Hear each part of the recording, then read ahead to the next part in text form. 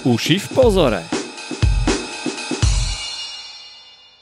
Čaute šikulkovia, dnes si povieme viac o prírode na našej planéte. Takže, čo vám napadne, keď sa povie príroda? Možno ste povedali les alebo stromy a máte pravdu. Príroda je však oveľa viac. Zjednodušene je to vlastne všetko, čo vzniklo na planéte bez priameho zásahu človeka. Čiže rieky, zvieratá, kopce, púšte, ale aj rastliny sú súčasťou prírody. Ale napríklad také auto, domy, alebo taká tvoja teniska, tá už súčasťou prírody nie je. Je to jasné? Že áno? Tak si dajme malý kvízik. Je súčasťou prírody mačka? Áno. Je súčasťou prírody kameň v potoku? Áno. Je súčasťou prírody hrad? Veru nie, ten postavili ľudia. A je súčasťou prírody aktovka?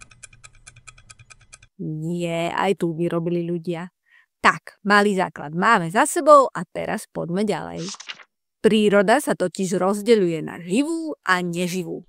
Poďme si najskôr povedať viac o tej živej. Môžeme povedať, že je to vlastne všetko, čo žije. Teda rastie, ako ty, dýcha, tiež ako ty, a rozmnožuje sa zase ako ty, pretože najskôr bola iba tvoja mama a táto, čiže boli dvaja, ale teraz si to už aj ty, takže ste traja. No a ak máš nejakých súrodencov, tak vás je ešte viac. Je to teda jasné, ľudia dýchajú a rastú a rozmnožujú sa, takže sú súčasťou akej prírody?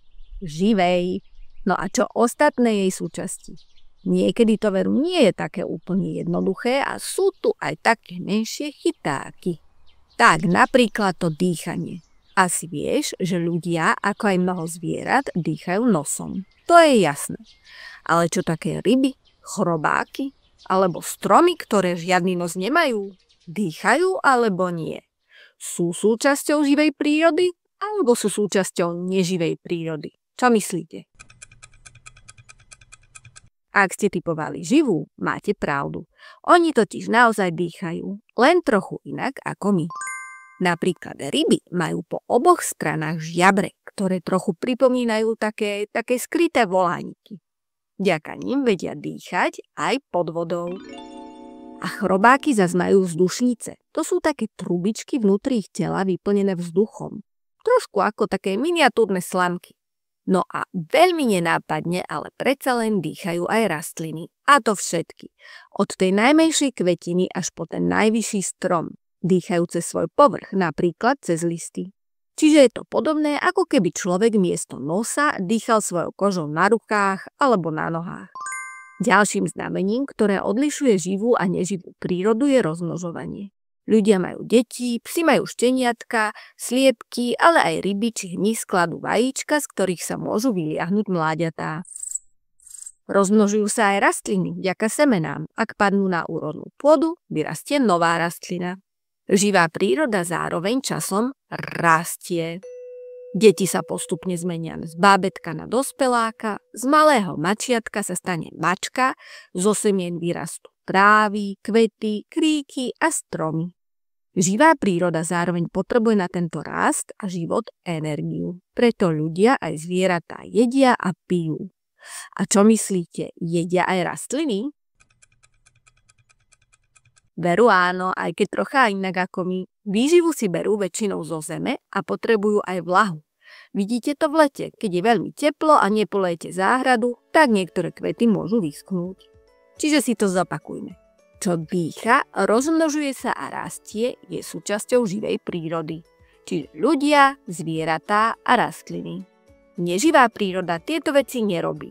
Keď si predstavíte napríklad taký kameň, ten ani nedýcha, ani z neho nerastú ďalšie kamene a ani sa časom nebude zväčšovať, skôr naopak. Zároveň sa na rozdiel od živej prírody tá neživá mení oveľa pomalšie. Niektoré pohoria, žiara slnka či vzduch existujú už milióny rokov. Nedomierajú, aj keď sa môžu zmeniť alebo aj úplne zmiznúť. To ovplyvňujeme aj my ľudia. Dôležité je myslieť na to, že bez neživej prírody, ktorú na Zemi máme, by nikdy nevznikol život, ako ho poznáme. Predstavte si napríklad, že by nikdy nesvietilo slnko, alebo by na celej planéte bola iba voda. No, ak by sa vôbec v takýchto podmienkach život vyvinul, rastliny a živočíchy by vyzerali zrejme úplne inak ako dnes. Chrániť preto musíme aj prírodu živú, aj neživú. Tak, a teraz si dáme malý test. Takže začneme niečím jednoduchým. Človek je súčasťou živej alebo neživej prírody? Živej, jasné. A čo taký pes? Živá či neživá príroda? Živá. Poďme ďalej. Vzduch. Súčasť živej alebo neživej prírody? Neživej. A čo strom, napríklad taký javor? Živá alebo neživá príroda? Živá, dýcha, rastie a rozmnožuje sa. No a čo napríklad také more? Živá alebo neživá príroda? To bolo možno trochu ťažšie však, aspoň pre niekoho.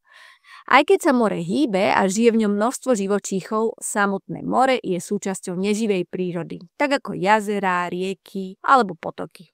No tak čo, išlo to? Verím, že áno. A na záver si to ešte raz zopakujme. Do živej prírody patria rastliny a živočíchy, teda ľudia a všetky zvieratá vrátane hmyzu. Neživú prírodu tvoria kamene, voda, piesok, vzduch, pôda či slnečné svetlo a teplo. Ak si to všetko zapamätáte, super. Ak by ste si to predsa len ešte raz radšej zopakovali, tak si pustíte túto časť znova. Zatiaľ zdáreček. Toto boli Uši v pozore. Ak chceš vedieť viac, pusti si ďalšie časti. Nájdeš ich na Spotify, Apple podcastoch, rôznych ďalších podcastových platformách a takisto na YouTube. Stačí zadať Uši v pozore a môžeš počúvať ďalej.